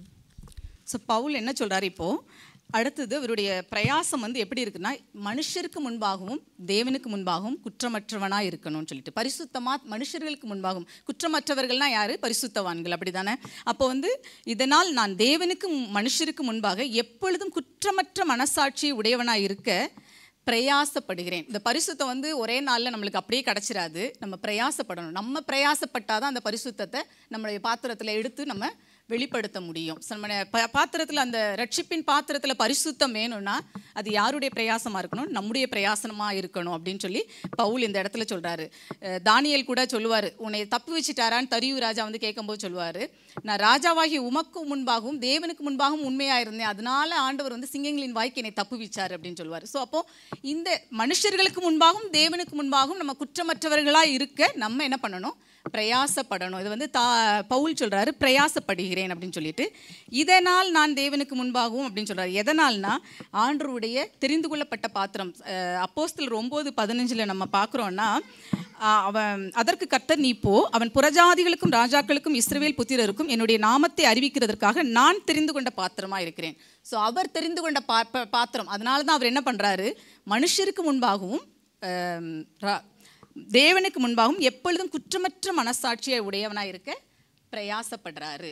இந்த அப்போஸ்தலர் 24வது அதிகாரத்தில் பார்த்தோன்னா பவுலுக்கு வந்து நிறைய பிரச்சனைகள், பவுலுக்கு வந்து இல்லாத பிரச்சனையே இல்லை. பவுலுக்கு வந்து எத்தனையோ உபத்திரவங்கள், எத்தனையோ இக்கட்டுகள், அவர் வந்து நிறைய குற்றச்சாட்டுகள் அப்படிலாம் கடந்து வரும்பொழுதும் அவர் எல்லாவற்றிலும் மனுஷருக்கு முன்பாகவும் தேவனுக்கு முன்பாகவும் குற்றமற்றவனாக இருக்க பிரயாசப்படுறத நம்ம பார்க்குறோம். இந்த அதிகாரத்தில் வந்து 6வது வசனத்தில் பார்த்தோன்னா இவன் தேவாலயத்தையும் தீட்டுப்படுத்த பார்த்தான் அப்படின்னு சொல்கிறாங்க. ஸோ இவங்க வந்து நிறைய குற்றச்சாட்டு சொல்கிறாங்க. 5th verseல பார்த்தா இந்த மனுஷன் கொள்ளை நோயாகவும் பூச்சக்கரத்தில் உள்ள சகல யூதர்களுக்கும் கலகம் எழுப்புகிறவனாகவும் நசரேயனுடைய மதபோதகத்துக்கு முதலாளியாகவும் இருக்கிறான் என்று கண்டறிந்தோம். இவன் தேவாலயத்தையும் தீட்டுப்படுத்த பார்த்தான் அப்படின்னு சொல்லிட்டு இவர் வந்து தேவாலயத்துக்கு போகிறாரு. இவர் தேவாலயத்தில் போய் அவர் வந்து அங்கே அவர் 11th verseல சொல்கிறாரு, தேவாலயத்துக்கு நாம் போய் தொழுது கொள்ளும்படியாக எருசலேமுக்கு போன போது இதுவரைக்கும் 12 நாள் மாத்திரம் ஆயிடுச்சு. ஸோ 12 daysக்கு முன்னாடி இவர் வந்து தேவாலயத்துக்கு போயிருக்கிறாரு. அப்போ இவங்க வந்து அந்த இடத்துல வந்து அவர் ஒன்றுமே நான் பண்ணலை, ஆனால் இவங்க என்ன பண்ணுறாங்க, எனக்கு குற்றம் சாட்டுகிறார்கள் அப்படின்னு சொல்லிட்டு ஒரு வசனம் அந்த 14th verseல சொல்கிறார், உம்மிடத்தில் ஒன்றை ஒத்துக்கொள்கிறேன், அது என்னவென்றால் இவர்கள் மதபேதம் என்று சொல்லுகிற மார்க்கத்தின்படியே எங்கள் முன்னோர்களின் தேவனுக்கு ஆராதனை செய்து நியாயப்பிரமாணத்திலேயும் தீர்க்க தரிசன புஸ்தகத்திலேயும் எழுதியிருக்கிற எல்லாவற்றையும் நான் விசுவாசித்து நீதிமான்களும் அநீதிமான்களும் ஆயிருக்கிற மரித்தோர் உயிர்த்தெழுந்து இருப்பதும் உண்டென்று இவர்கள் தேவனிடத்தில் நம்பிக்கை கொண்டிருக்கிறது போல நானும் நம்பிக்கை கொண்டிருக்கிறேன். ஸோ என்னுடைய நம்பிக்கை மரித்தோர் உயிர்த்தெழுதல் உண்டு அப்படிங்கிறத நம்புகிறேன். நான் தீர்க்க தரிசன புஸ்தகத்தில் எழுதியிருக்கிறத நான் நம்புகிறேன், நியாயப்பிரமாண புஸ்தகத்தில் எழுதியிருக்கிறத நம்புகிறேன். இந்த நம்பிக்கையினால் நான் என்ன பண்ணுறேன்னா தேவனுக்கும் மனுஷருக்கும் முன்பாக நான் என்ன பண்ணுறேன், குற்றமற்ற மனசாட்சியாக உடையவனா இருக்க நான் பிரயாசப்படுகிறேன் அப்படின்னு சொல்கிறேன். இப்படி பிரயாசப்படுகிறேன்னு சொல்ற இந்த பவுல் வந்து ஃபெலிக்ஸ் அப்படிங்கிற ஒரு தேசாதிபதிக்கு முன்பாக தான் இந்த காரியத்தெல்லாம் அறிக்கை பண்ணி கொண்டு இருக்கிறார், இந்த காரியத்தெல்லாம் சொல்லிட்டு இருக்கிறாரு. ஸோ இவர் வந்து கிறிஸ்து உயிர்த்தெழுந்திருக்கிறார் அப்படின்னு சொல்றாரு. அந்த யூத ஜனங்கள் அதெல்லாம் நம்பல. இந்த ஃபெலிக்ஸ் வந்து எப்படிப்பட்டவர் அப்படின்னு சொல்லிட்டு 26th verseல சொல்லுது, மேலும் அவன் பவுலை விடுதலை பண்ணும்படி தனக்கு அவன் பணம் கொடுப்பான் என்று நம்பிக்கை உள்ளவனாய் இருந்தான். அது நிமித்தம் அவன் அநேக தரம் அவனை அழைத்து அவனுடைய பேசினான். ஸோ இவர் வந்து இந்த காலத்தில் நம்ம வந்து நிறைய இடத்துல கவர்மெண்ட்டில் காசு வாங்குறாங்க அப்படிலாம் சொல்கிறோம். ஆனால் இந்த இடத்துல வந்து இந்த தேசாதிபதி வந்து பணம் கொடுப்பாரு, பவுல் நம்ம அவனை விடுதலை பண்ணிடலான்னு சொல்லி அடிக்கடி வந்து பார்த்துட்டு இருந்தாராம். ஆனால் இப்படிப்பட்ட ஒரு மனுஷனுக்கு அவர் வந்து அந்த இடத்துல சுவிசேஷத்தை சொல்கிறாரு. ஏன்னா இவர் பரிசுத்தமாக காத்துக்கிறதுனால இவர் வந்து சொல்கிறத கேட்டு அந்த ஃபெலிக்ஸ் வந்து பயப்படுறாரு அப்படின்னு சொல்லி நம்ம பார்க்குறோம். 24th verse யாராவது வாசிங்க. சில நாளைக்கு பின்பு ஃபேலிக்ஸ் யூத ஸ்திரீயாகிய தன் மனைவி துருசில்லாளுடனே கூட வந்து பவுலை அழைப்பித்து கிறிஸ்துவை பற்றும் விசுவாசத்தை குறித்து அவன் சொல்ல கேட்டான். அவன் நீதியும் இச்சையடக்கத்தையும் இனிவரும் நியாயத்தீர்ப்பையும் குறித்து பேசுகையில் ஃபெலிக்ஸ் பயம் அடைந்து இப்பொழுது நீ போகலாம். ஸோ இவனுடைய எண்ணம் எப்பவும் பவுலை பார்க்க வரும்போது எப்படி இருந்ததுன்னா, ஃபெலிக்ஸ்க்கு இவர் காசு கொடுத்தா விட்டுறலாம் அப்படிங்கிற ஒரு தாட்டோடு தான் வந்துட்டு இருந்தார். ஆனால் இந்த மனுஷன் பேசுகிறத கேட்டுட்டு அவர் ஒய்ஃபையும் கூட்டிகிட்டு வந்து கேட்குறாரு, கிறிஸ்துவை பற்றும் விசுவாசத்தை குறித்து அவன் சொல்ல கேட்டானா. அவன்கிட்ட போய் நீ கிறிஸ்துன்னு சொல்கிறீங்களப்பா, அவருடைய பற்றின விசுவாசத்தை எனக்கு சொல்லிக் கொடு அப்படின்னு சொல்லி அவர் போய் கேட்குறாரு. அவன் நீதியையும் இச்சையடக்கத்தையும் இனிவரும் நியாயத்தீர்ப்பையும் குறித்து பேசுகையில் ஃபெலிக்ஸ் வந்து பயம் அடைந்து இப்பொழுது நீ போகலாம் அப்படின்னு சொல்லிட்டாரு. ஸோ இவருடைய தாட் எப்படி இருந்துச்சுன்னா, இந்த உலக பிரகாரமாக ஒரு பணத்துக்காக இவரை விட்டுறலாம் அப்படின்னு நினச்சிக்கிட்டு இருந்த ஒரு மனுஷன் வந்து இவருடைய நீதி, இவர் பேசுகிற அந்த நீதியான காரியங்கள், இச்சை அடக்கத்தை குறித்து அவர் பேசுகிற அந்த காரியங்கள், நியாயத்தீர்ப்பு குறித்து அவர் பேசுகிற இந்த காரியங்கள் வந்து அவருக்கு பயத்தை கொடுத்துருக்கு. ஸோ அப்போ எவ்வளோ பரிசுத்தமாக இருந்தால் நம்ம பேசுகிற வார்த்தைகள் வந்து மற்றவர்களுக்கு பயத்தை கொடுக்கும். அவங்களுக்கு பயத்தை கொடுத்து அவர் என்ன பண்ணுறாரு, நீ போகலாம் அப்படின்னு சொல்லிட்டு ஒரு தேசாதிபதி வந்து பவுலை அனுப்பி விடுகிறத நம்ம பார்க்குறோம். இன்றைக்கு நம்ம வாழ்க்கையில் நம்ம பரிசுத்தத்துக்கு எவ்வளோ பிரயாசப்படுகிறோம், நம்முடைய பாத்திரத்தில் பரிசுத்தத்துக்கான பிரயாசம் எப்படி இருக்கிறது. ஆண்டவர் சொல்கிறாரு, நான் பரிசுத்தராய் இருக்கிறேன் ஆகையால் நீங்களும் பரிசுத்தராக இருங்கள். அவர் பரிசுத்தத்துக்கு வந்து கம்பேர் பண்ணுறது, யோசேப்பு பரிசுத்தமாக இருந்தான்ப்பா, தானியேல் பரிசுத்தமாக இருந்தான், அவரை மாதிரி இருங்க அப்படி இல்லை. நான் பரிசுத்தராக இருக்கிறேன் ஆகையால் பரிசுத்தராக இருங்கள். எபிரேயர் 12:14 வசனத்தை யாராவது எடுத்தவர்கள் வாசிக்கலாம்.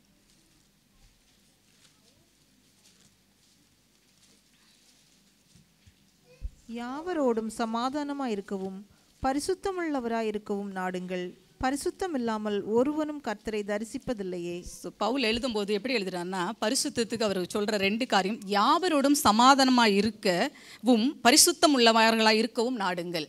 ஸோ நம்ம பரிசுத்தத்தோட வாஞ்சை எப்படி இருக்குன்னா, மனுஷரோடும் தேவனோடும் நம்ம வந்து அந்த பரிசுத்தத்தை குற்றமற்றவர்களாக அவங்களுக்கு முன்னாடி நிற்கிற மாதிரி யாவரோடும் சமாதானமாக இருக்கவும் பரிசுத்தம் உள்ளவர்களாக இருக்கவும் நாடுங்கள். ஏன் அதை நாடணும் அப்படின்னு சொல்கிறான்னா, பரிசுத்தம் இல்லாமல் ஒருவனும் தேவனை தரிசிப்பதில்லை. இந்த உலகத்தில் உள்ள யாராக இருந்தாலும் இருந்தாலும் சரி ஒருவனும் தேவனை தரிசிக்க முடியாது.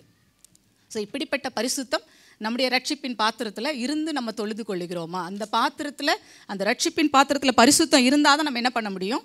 தேவனை தரிசிக்க முடியும். தேவனை தரிசிக்கிறதுக்கு தான் நம்மளுடைய வாஞ்சையாக இருக்குல்ல. இந்த உலகத்தில் நம்ம வாழ்கிறது கொஞ்ச நாட்கள். அப்போ நம்ம ஒரு நாள் அவரை தரிசிக்கணும். அப்போ பரிசுத்தம் இல்லாமல் ஒருவனும் தரிசிக்க முடியாது. அதனால் நம்ம என்ன பண்ணணும்னு சொல்கிறாரு பவுல், யாவரோடும் சமாதானமாக இருக்கவும் பரிசுத்தம் உள்ளவர்களாக இருக்கவும் நாடுங்கள், அதை வாஞ்சிங்க, அதை என்ன பண்ணுங்க, நம்ம தேடணும் அப்படின்னு சொல்லி பவுல் சொல்கிறத நம்ம பார்க்குறோம். அடுத்தது அவர் நீதியுள்ள தேவனாய் இருந்து துன்மார்க்கமாக இருந்த நம்மளை நீதிமானாய் மாற்றி இருக்கிறார் அப்படின்னு சொல்லி பார்க்குறோம். நம்மெல்லாம் நீதிமான் அப்படின்னு சொன்னோன்னா ஆபிரகாமை குறித்து சொல்லும் போது வேதம் சொல்லுகிறது, ஆபிரகாம் விசுவாசித்தான், அது அவனுக்கு நீதியாக எண்ணப்பட்டது. அப்போ நம்முடைய விசுவாசம் தான் நம்மளுக்கு எப்படி எண்ணப்படும்? நம்முடைய நீதியாக எண்ணப்படும். நம்முடைய விசுவாசத்தை தான் ஆண்டவர் நீதியாக எண்ண வைக்கிறார் அப்படின்னு சொல்லி நம்ம பார்க்குறோம். ரோமர் 1:17 யாராவது எடுத்தவங்க வாசி.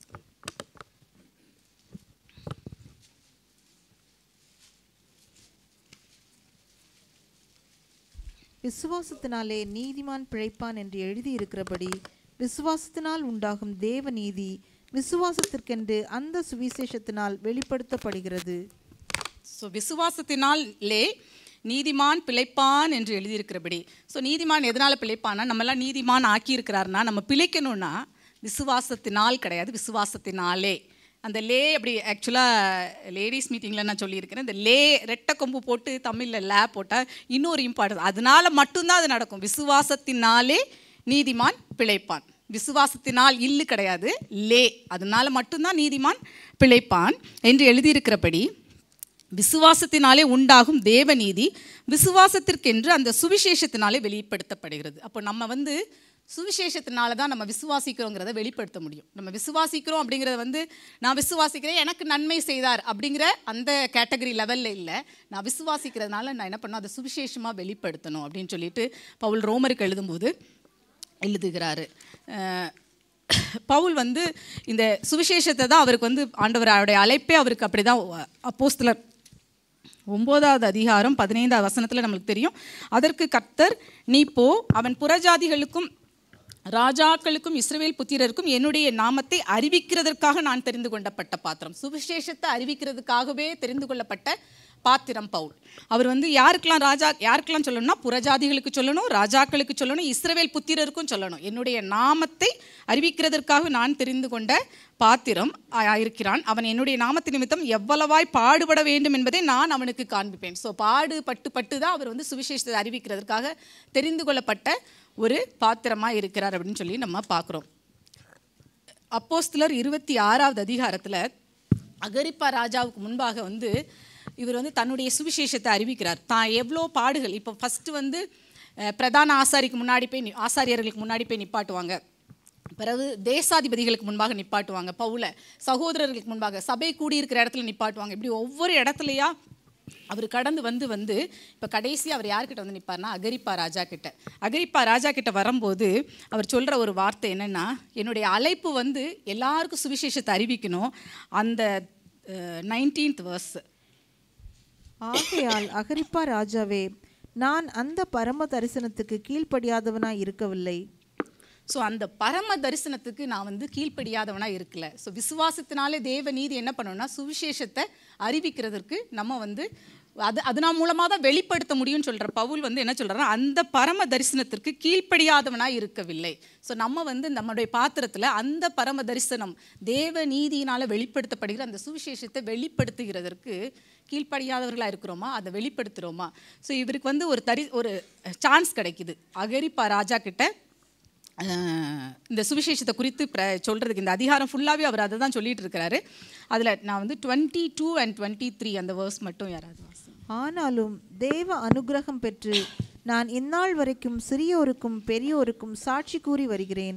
தீர்க்கதரிசிகளும் மோசேயும் முன்னமே சொல்லியிருந்தபடியே கிறிஸ்து பாடுபட வேண்டியதென்றும் மரித்தோர் உயிர்த்தெழுதலில் அவர் முதல்வராகி சுய ஜனங்களுக்கும் அந்நிய ஜனங்களுக்கும் ஒளியை வெளிப்படுத்துகிறவர் என்றும் சொல்லுகிறேனே அன்றி வேறொன்றையும் நான் சொல்லுகிறதில்லை என்றான். ஸோ இந்த அகரிப்பா ராஜா முன்னாடி இவருக்கு திரும்பியும் பிரச்சனையில் பாடில் தான் இவர் வந்து இவருடைய வாதத்தை வைக்கிறாரு. அப்படி வைக்கும்போது இவர் சொல்கிற என்ன இந்த 2 வசனத்தில் என்ன சொல்கிறாருன்னா, ஆனாலும் தேவ அனுகிரகம் பெற்று நான் இந்நாள் வரைக்கும் சிறியோருக்கும் பெரியோருக்கும் சாட்சி கூடி வருகிறேன். இந்த தேவ அனுகிரகம் எப்போ கிடைக்கும்னா அந்த பரம தரிசனத்துக்கு கீழ்ப்படியும் போது. இப்போ நம்மளுக்குலாம் சான்ஸ் கிடைக்கல, சுவிசேஷம் சொல்கிறதுக்கு ஆள் கிடைக்கல அப்படின்னு நம்ம யார்கிட்டையும் நம்ம சுவிசேஷமே சொல்கிறதுக்கு நம்மளுக்கு வழியே இல்லை. ஏன்னா நம்ம வேற ஒரு தேசத்தில் இருக்கோம், இந்த தேசத்தில் யாருமே நம்மளுக்கு கேட்குறதுக்கு இல்லை அப்படின்னு சொன்னால், இந்த பரம தரிசனத்துக்கு எப்போ நம்ம கீழ்ப்படுகிறோமோ அப்போ அதுக்குரிய அனுகூலமான வழி தேவ அனுகிரகம் பெற்று என்ன பண்ணாராம் இந்நாள் வரைக்கும் சிறியோருக்கும். ஸோ இந்த அகரிப்பா ராஜா முன்னாடி எப்போ வந்து நிற்கிறாரோ இது வரைக்கும் 9வது அதிகாரத்தில் ஆரம்பித்து இந்த வரைக்கும் நான் சிறியோருக்கும் பெரியோருக்கும் சாட்சி கூறி வருகிறேன். கிறிஸ்துவை வந்து திருஷ்டாந்தப்படுத்தி சாட்சியாக அவர் சொல்லிக்கிட்டு வர்றதை நம்ம பார்க்குறோம். ஸோ நம்ம வாழ்க்கையிலையும் நம்ம அந்த சுவிசேஷத்தை வெளிப்படுத்துவதற்கு தேவ நீதியினாலே விசுவாசத்தினாலே அந்த தேவ நீதியை பெற்று அந்த சுவிசேஷத்தை வெளிப்படுத்துவதற்கு நம்ம அந்த பரம அழைப்புக்கு கீழ்ப்படுகிறவர்களாய் அந்த பாத்திரத்தில் நம்முடைய பாத்திரத்தில் அந்த ஒரு வாஞ்சை இருக்குதா, அதை வந்து அதுக்கு எப்போவுமே நம்ம ஆயத்தமாக இருக்கிறோமா?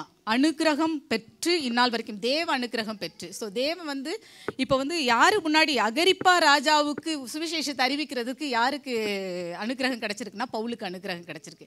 ஏன்னா அந்த பரம அழைப்புக்கு அவர் கீழ்ப்படிந்திருந்தார். பரம அழைப்புக்கு நம்ம எப்போ கீழ்ப்படுகிறோமோ நம்முடைய அழைப்புக்கு நம்ம கீழ்ப்படியும் பொழுது நிச்சயமாக ஆண்டவர் அதற்குரிய வழிவாசல்களை அனுகிரகமான காரியங்களை வாய்க்க செய்கிற தேவனாக இருக்கிறார்.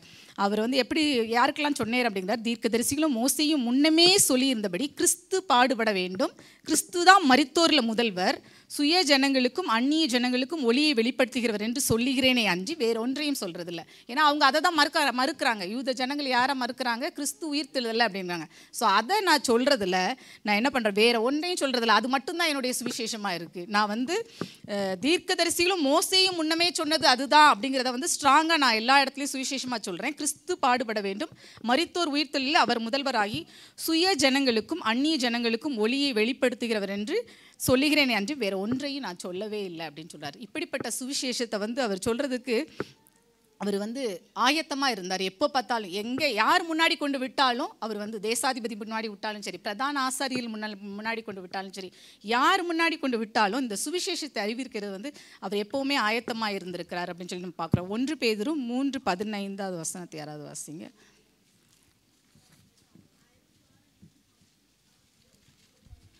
கர்த்தராகிய தேவனை உங்கள் இருதயங்களில் பரிசுத்தம் பண்ணுங்கள், உங்களில் இருக்கிற நம்பிக்கையை குறித்து உங்களிடத்தில் விசாரித்து கேட்கிற யாவருக்கும் சாந்தத்தோடும் வணக்கத்தோடும் உத்தரவு சொல்ல எப்பொழுதும் ஆயத்தமாயிருங்கள்.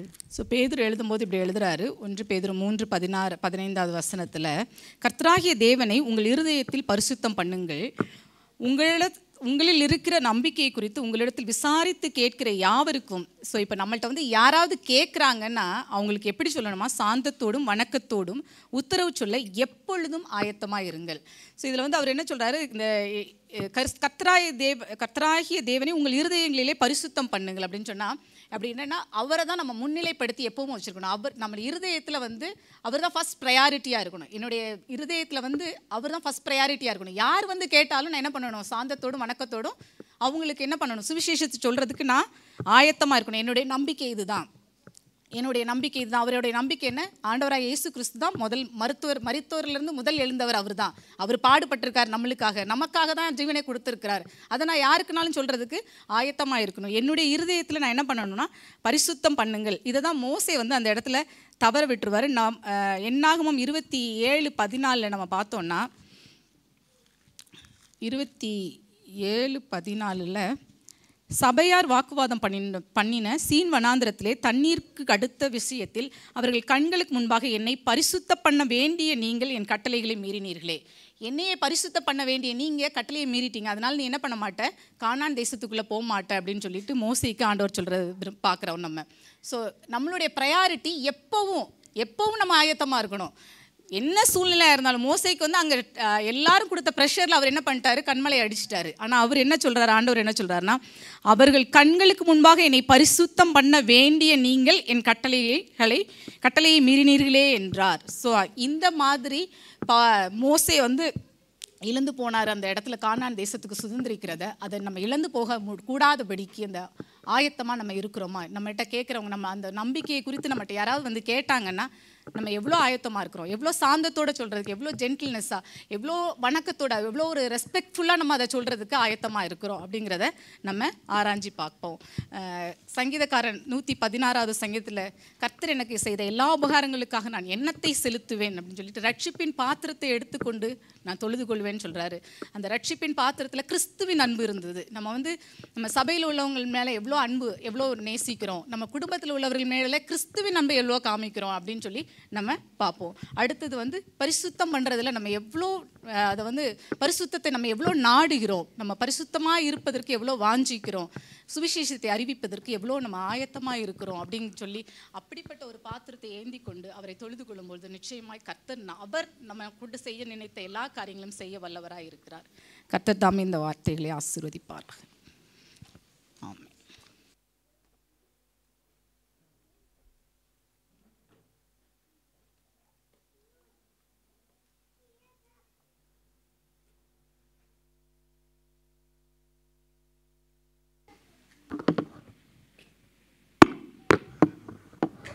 ஹல்லேலூயா. நம்ம எல்லாரும் எழுந்திருப்போம். ஹல்லேலூயா.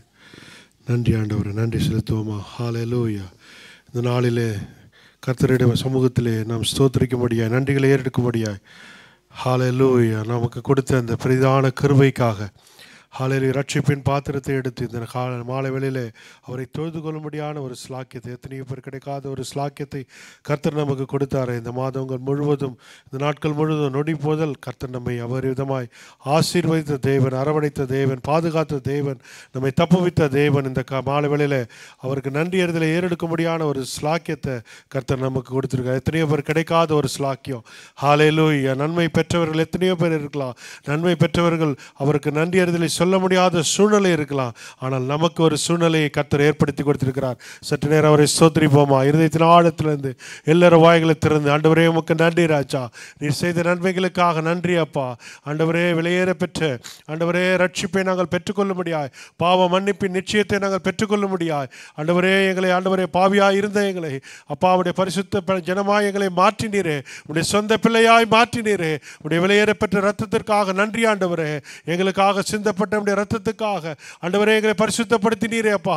ஆண்டவரே உடைய நீதினாலே அப்பா, நீதியின் சால்வை எங்களுக்கு தருத்தீரே ராஜா. நன்றியோடு கூட அவரை ஸ்தோத்திரிப்போமா. இந்த கால மாலை வேளையிலே அவரை தொழுது கொள்ளும்படியான ஒரு ஸ்லாக்கியத்தை கர்த்தர் நமக்கு கொடுத்தபடினால ஆண்டவரே உம்மை நன்றியோடு கூட ஸ்தோத்திரிக்கிற ராஜா. ஹல்லேலூயா. அப்பா உமக்கு நன்றி ஆண்டவரே. நீ செய்த நன்மைகள் எண்ணிமடியான நன்மையினால எங்களை நிரப்பினீரே ராஜா. எங்கள் குடும்பத்தில், எங்கள் பிள்ளைகளிலே, வேலை ஸ்தலங்களிலே, போக்கிலும் வரத்திலும் எல்லாவற்றிலும் ஆண்டவரே எங்களுக்கு போதுமானவராய், ஆண்டவரே எங்களை புல்லுள்ள இடங்களை மேய்த்து அமர்ந்த தண்ணீர் அடியில் நடத்தினீரே ராஜா. எங்களை போஷித்தீரே, பாதுகாத்தீரே ஆண்டவரே. இந்த நாளில் உம்மை தொழுது கொள்ளும்படியான ஒரு ஸ்லாக்கியத்தை கொடுத்தீரே ராஜா. உமக்கு நன்றி செலுத்துகிறோம், நன்றி செலுத்துகிறோம். இருதயத்தின் ஆழத்திலிருந்து உம்மை ஸ்தோத்திரிக்கிறோம் அப்பா. இந்த நாளிலும் தகப்பனே வந்த யாவருடைய கரங்களில் ஒப்பு கொடுக்குறோம்ப்பா. ஆண்டவரே தகப்பனே, ஒவ்வொருடைய வாழ்க்கையிலும் கர்த்தர் செய்த நன்மைகள் நாங்கள் நினைவு கூறுகிறோம்ப்பா. தேவாதி தேவனை நோக்கி நாங்கள் பார்க்கிறோம். இருதயத்தின் ஆழத்திலிருந்து நாங்கள் ஸ்தோத்திரிக்கிற ராஜா. ஒவ்வொரு குடும்பத்திற்கும் நீர் போதுமானவராய் அற்புதமாய் நடத்தினீரே, ஆச்சரியமாய் நடத்தினீரே. ஹல்லேலூயா. அவருடைய பலத்த கிரியைகளுக்காக, அற்புதங்களுக்காக, விடுதலைக்காக கரங்களை தட்டி ஸ்தோத்திரிப்போமா. கர்த்தர் செய்த நன்மைகளுக்காக, ஆண்டவரே சுகத்திற்காக, பலனுக்காக, ஆரோக்கியத்திற்காக, உடைய நன்மைக்காக, ஆசீர்வாதங்களுக்காக, உம்முடைய சமாதானத்திற்காக. எத்தனை பேர் சமாதானம் இல்லாதபடி இந்த நேரத்தில் காணப்படுகிற சூழ்நிலையில் உம்முடைய தெய்வீக சமாதானம் எங்களை ஆளுகை செய்தபடினால, தேவ சமாதானம் எங்களை ஆளுகை செய்தபடினால உமக்கு நன்றி செலுத்துகிறோம் அப்பா. எங்களுக்கு கிடைத்த ஸ்லாக்கியத்திற்காக நன்றி ஆண்டவரே. உம்மை தெய்வமாக கொண்ட ஜனம் பாக்கியம் உள்ளது என்று பார்க்கிறோமே. நாங்கள் பாக்கியம் பெற்ற ஜனங்களாக எங்களை மாற்றினீரே ராஜா. உமக்கு நன்றி, நன்றி, நன்றி அப்பா. இதயத்தின் ஆழத்திலிருந்து உம்மை ஸ்தோத்திரிக்கிறோம். வந்த யாவரையும் ஒரு விசை கூட உடைய திரு சமூகத்தில் நாங்கள் ஒப்பு கொடுக்கிறோம் அப்பா. ஆண்டவரே அருமையான குடும்பத்துக்காக நன்றி செலுத்துகிறோம். இந்த குடும்பத்தில் செய்த நன்மைகளை நினைவு கூறுகிறோம். பிள்ளைகள் வாழ்க்கையில் செய்த நன்மைகளை நினைவு கூறுகிறோம் அப்பா. ஒவ்வொரு குடும்பங்களையும் கர்த்தர் வைத்திருக்கிற திட்டங்கள், நோக்கங்கள் நிறைவேறுகிறபடினால நன்றியோடு கூட ஸ்தோத்திரிக்கிற ராஜா. இன்னும் வல்லமையாக எடுத்து பயன்படுத்துவீராக. குடும்பத்தை ஆசீர்வதிக்கிறோம். ஒவ்வொரு பிள்ளைகளையும் ஆசீர்வதிக்கிறோம். உடைய திருக்கரத்தில் ஒப்பு கொடுக்கிறோம்ப்பா. நாளை ஆராதனைக்காக நன்றி செலுத்துகிறோம். இந்த மாதத்தின் கடைசி நாட்களில் தகப்பனே ஆண்டவரே உபவாசத்தோடு வந்து உம்மை தொழுது கொள்ளும்படியாய், ஜெப விண்ணப்பங்களை ஏறெடுக்கும்படியாய், அற்புதங்களை அற்புதங்களை காணும்படியாய், அதிசயங்களை காணும்படியாய் ஆண்டவரே கர்த்தர் முன்குறித்த காரியங்களுக்காக தேவனை ஸ்தோத்திரிப்போமாக. கர்த்தர் முன்குறித்த காரியங்களுக்காக, நாளை தினத்தில் கர்த்தர் செய்ய போகிற மகத்துவமான காரியங்களுக்காக, அற்புதத்துக்காக, விடுதலைக்காக, உடைய வல்லமையுள்ள வார்த்தைக்காக உமக்கு நன்றி செலுத்துகிறோம் ராஜா. உடைய திருக்கரத்தில் ஒப்பு கொடுக்கிறோம். ஆராதனை முழுவதையும் கர்த்தர் பொறுப்பேற்றுக் கொள்வீராக. எல்லா தடைகளை நிர்மூலப்படுத்தும்படியாய் செபிக்கிறோம். அநேகரை கொண்டு வந்து சேர்க்கும்படியாய் உடைய சமூகத்தில் ஒப்பு கொடுக்கிறோம் அப்பா. தேவ பிரசனம், தேவ மகிமை எங்களை ஆளுகை செய்யட்டும், வழிநடத்தும்படியாய் செபிக்கிறோம் அப்பா. இப்போது நாங்கள் புறப்பட்டு செல்கிற பிரியாத நேசர் எங்களோடு கூட வழிநடத்த வேண்டும் என்று எங்கள் மீட்பு ரட்சகருமாகிய இயேசு கிறிஸ்துவின் ஜெபிக்கிறோம் நல்ல பிதாவே. என் ஆத்துமாவே கர்த்தரை ஸ்தோத்திரி, ஆத்மாவே கர்த்தரை ஸ்தோத்திரி, சகல உபகாரம் மறவாதே. ஆமென். நம்முடைய கர்த்தராக இயேசு கிறிஸ்துவின் கிருபையும் பிதாவாகிய தேவனுடைய அன்பும் பரிசுத்த ஆவியானவருடைய அந்யோன்யம் நம் அனைவரோடும் இன்று வென்று சதா காலமும் இருப்பதாக. ஆமென். ஹல்லேலூயா, ஹல்லேலூயா, ஹல்லேலூயா. கர்த்தர் நம்மை ஆசீர்வதிப்பாராக. நாளை தினத்தில் உபவாசத்தோடு வந்து நீங்கள் ஜெபம்